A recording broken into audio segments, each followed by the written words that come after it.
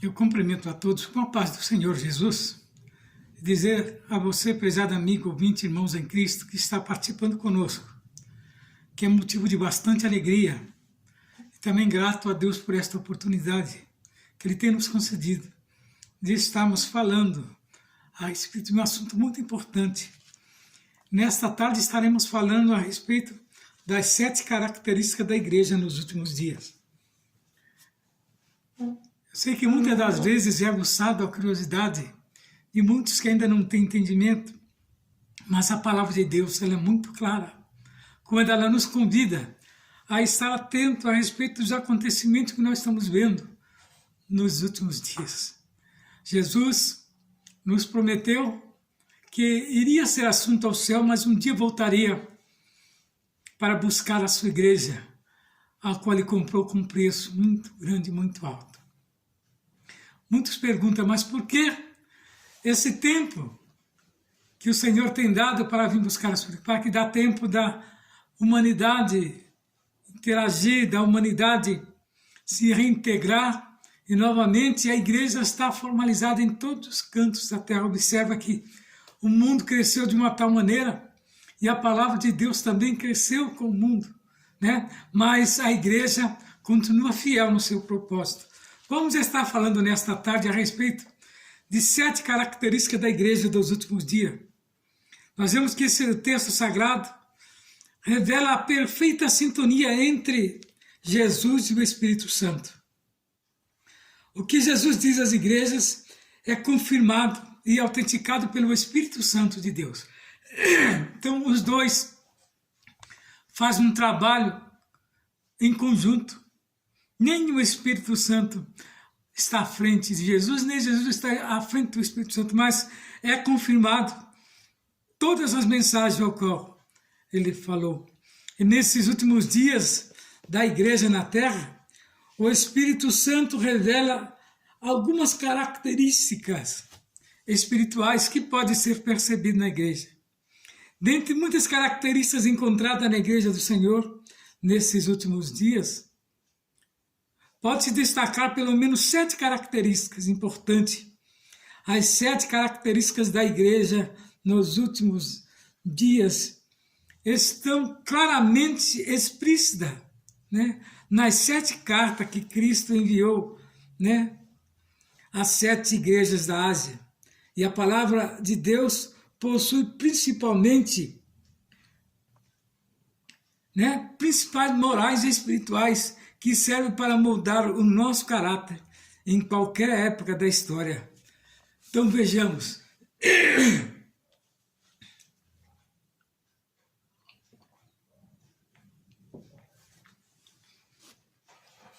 A condição espiritual da igreja nos últimos dias. Então temos visto muitos acontecimentos que a Bíblia nos relatou, principalmente entre o convívio dos irmãos. Vê que aquele amor no princípio, que era um amor tão sincero, hoje já não é mais tão sincero, por causa da influência que a igreja tem sofrido determinados, né, que surgem com ideias próprias suas, para confundir aqueles que estão verdadeiramente firmes no propósito de Deus. Então veja bem, uma das primeiras características que temos observado é a perca do primeiro amor. Lá em Apocalipse 2:4 nos fala, em Mateus 24:12, Jesus já havia revelado isso dizendo, e por se multiplicar a iniquidade, o amor de muitos esfriará. Nós temos visto que os cristãos já perderam os seus princípios, o seu primeiro amor. Possui, de certa forma, característica de um crente efesiano, um crente que já não tem mais aquela dedicação que tinha no início. Essa é a primeira característica, perda do primeiro amor. E a segunda característica é a fidelidade em meio aos sofrimentos e às perseguições, que Apocalipse 2:10 nos fala. Em Mateus 24:9, Jesus disse, e sereis odiados de todas as gentes por causa do meu nome. A igreja da última hora poderá ser perseguida e sofrer pelo menos sofreu pelo nome de Jesus, porém permanecerá fiel ao seu Senhor. O cristão fiel, em meio a perseguições e ao sofrimento, possui característica de um crente esminiano. Aliás, a igreja esminiana de Esmirna subsiste ainda hoje nos países fechados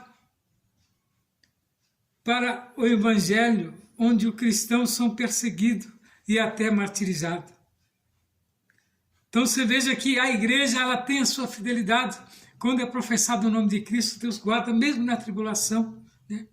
Uma das terceiras características é a igreja, né? Muitas das igrejas comprometidas com o pecado. Está lá em Apocalipse 2, do 14 ao 16, e em Mateus 7, do 22 ao 23, Jesus disse: muitos me dirão naquele dia, Senhor, Senhor, não profetizamos nós em teu nome? E em teu nome não expulsamos demônio? E em teu nome não fizemos muitas maravilhas? E então lhe direis abertamente, nunca vos conheci, apartai-vos de mim, vós que praticais a iniquidade. Os cristãos de Pérgamo defendiam a doutrina de Balaão. Ora, Balaão também profetizava em nome do Senhor. Lá em Números 24, 2 ao 4, porém ele era comprometido com o pecado e por isso teve um fim triste. Lá em Números 31, do 8 ao 16, o cristão comprometido com o pecado ele tem a característica de um crente pergaminiano. Então observa que a Bíblia traz esses cristãos que estão envolvidos com determinados movimentos e nada tem a ver com as coisas de Deus, né? Item 4, envolvimento com heresias. O que vem a ser envolvimento com heresias? Doutrinas de homem, que muitos têm trago e inventado igrejas professando o nome de um Cristo que não é verdadeiro. Você, amigo ouvinte da palavra de Deus, que está curioso, que está simplesmente sentindo necessidade de conhecer as coisas de Deus, volte ao primeiro amor, né? Volte e estude a palavra de Deus. Está lá em Apocalipse 2, do 20 ao 24, e em Mateus 13, 33, Jesus afirmou que a boa massa do cristianismo poderia ser levedada pelo fermento da heresia. E o mal poderia ainda, justamente com bem no final dos tempos,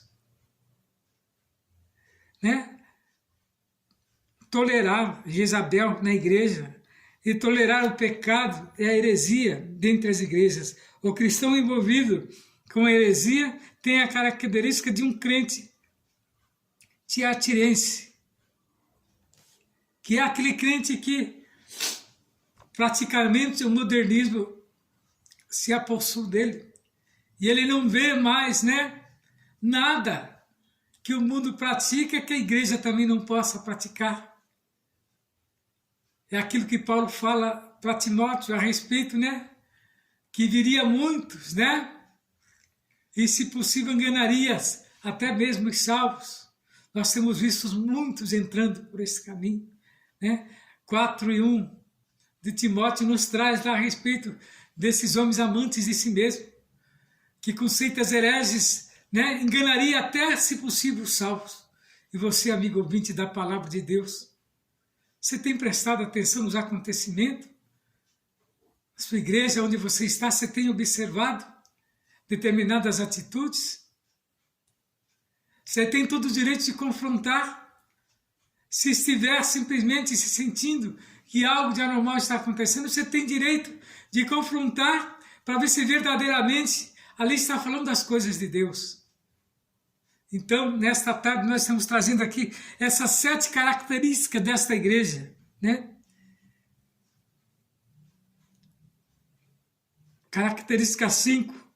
Tem aparência de vida, porém está morta. Lá em 2 Timóteo 3:5, Paulo escreve que nos últimos dias haveria pessoas tendo aparência de piedade, mas negando a eficácia dela. Hoje em dia vivemos em um mundo de aparência.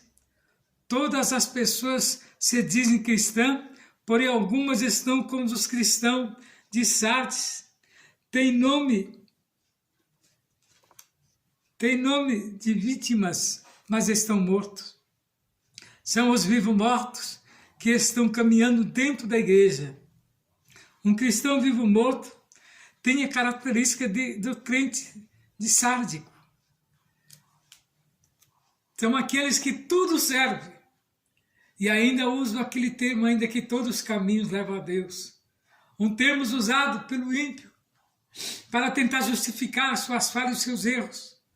Mas Jesus chama, né? E ele nos alerta nesses últimos dias a respeito dos acontecimentos. Nós vemos que tudo está, né,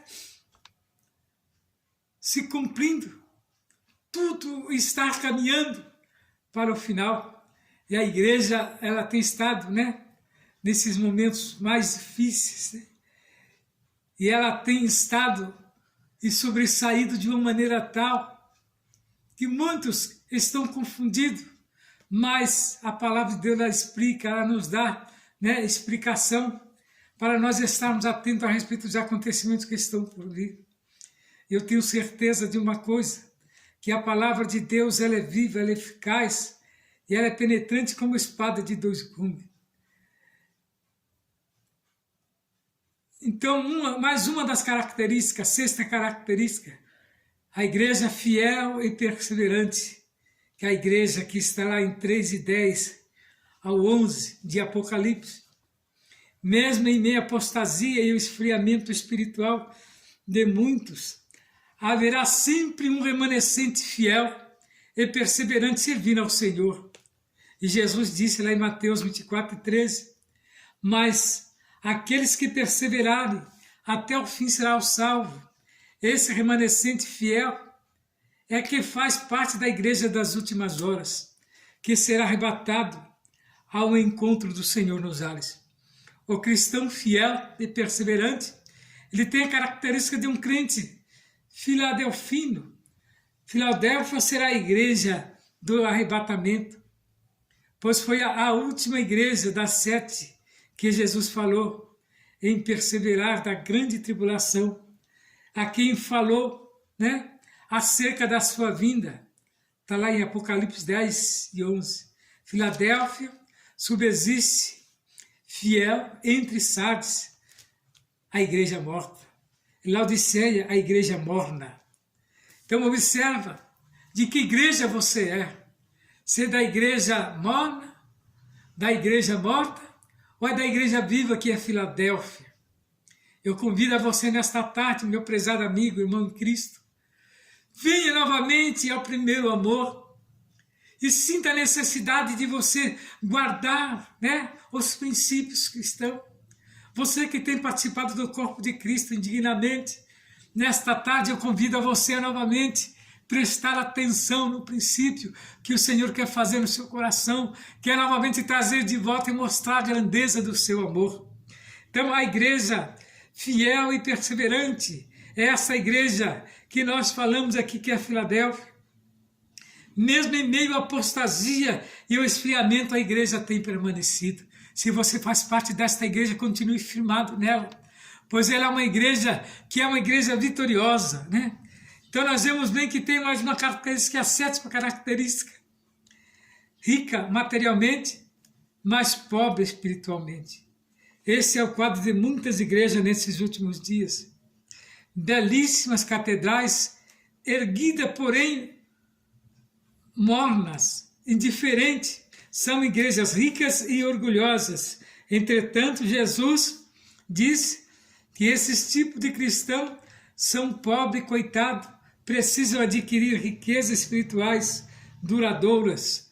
Está lá em Apocalipse 3, em 1 Timóteo 6:17-19, Paulo aconselhou Timóteo, dizendo: manda os ricos deste mundo que não sejam altivos, nem ponham esperança nem certeza das riquezas, mas em Deus, que abundantemente nos dá todas as coisas para delas gozarmos. Que façam bem, enriqueçam-se em boas obras, repartam de bom grado, e sejam comunicáveis.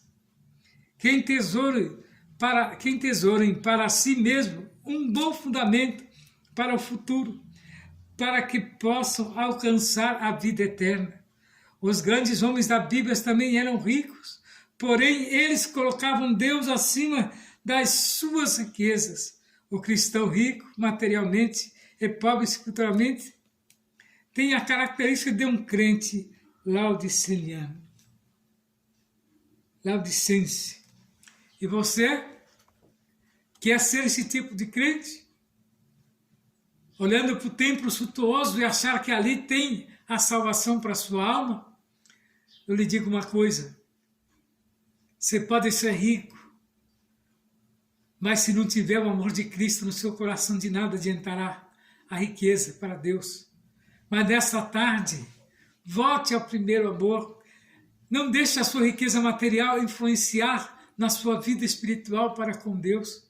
Todos aqueles ricos que abriram mão da sua riqueza para servir a Jesus alcançaram misericórdia.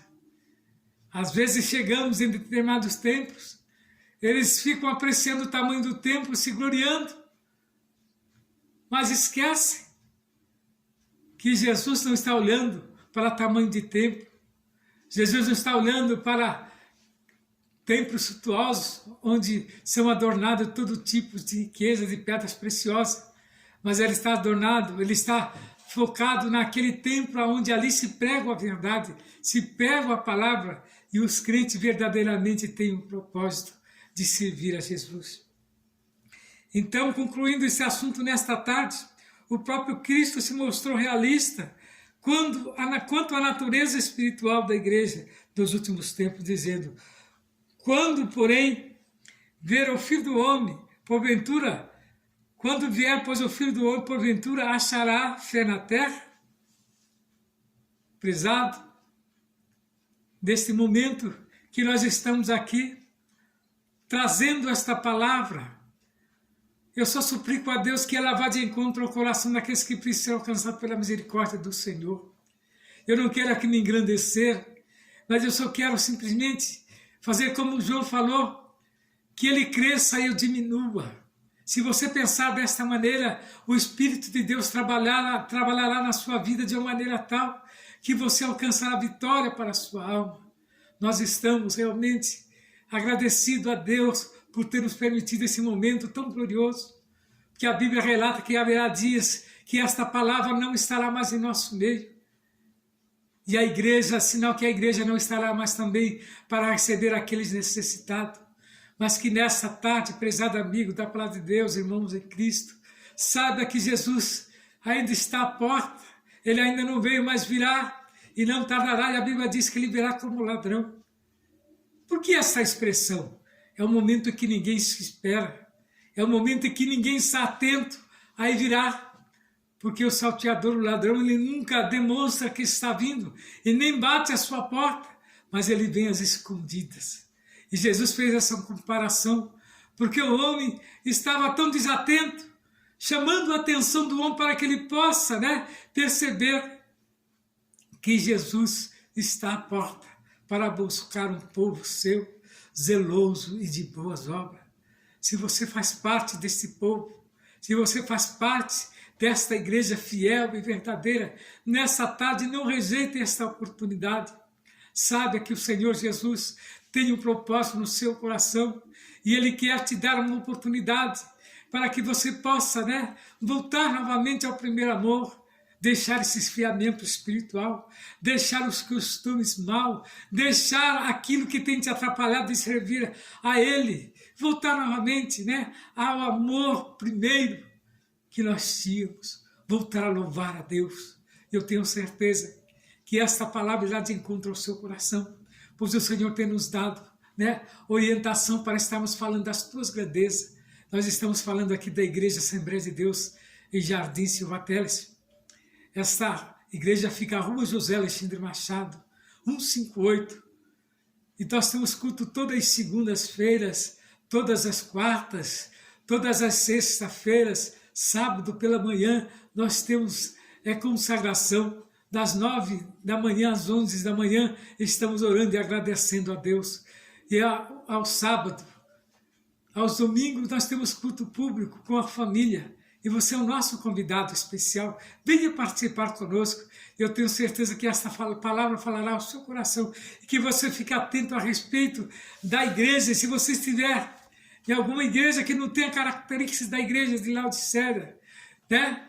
Que você possa, né? A igreja de Filadélfia, você possa mudar, né? E perceber que Jesus está às portas chamando você para alcançar a vitória. Eu agradeço pelo momento tão sublime que o Senhor nos concedeu, que o Senhor Jesus possa falar grandiosamente ao seu coração e que Ele possa te dar uma oportunidade nesta tarde. É o que peço, no nome de Jesus, receba a vitória. Amém.